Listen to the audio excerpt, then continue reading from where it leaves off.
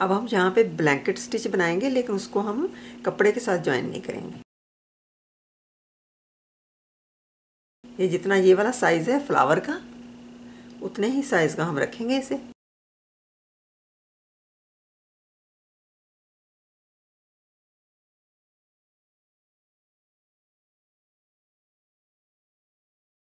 यूँ इस तरह से आप कर लें नीडल को,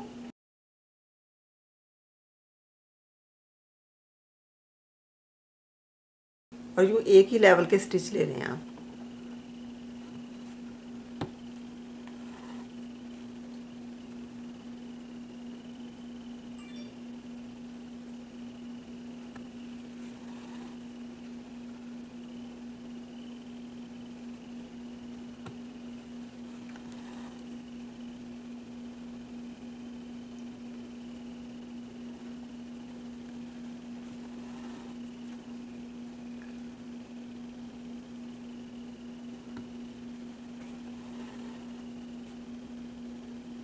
ये 7 लिए हैं मैंने।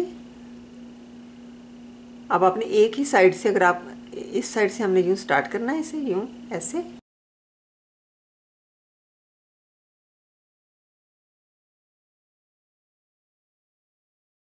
ये देखें इस तरह से।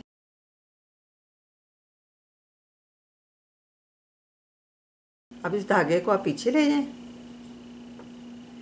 ये वाला धागा जो है, और नीडल के ऊपर से आपने घुमा के लेके आना है इसे यूँ ऐसे, और फिर एक और आपने इसे यूँ एक दफ़ा और रैप करना है।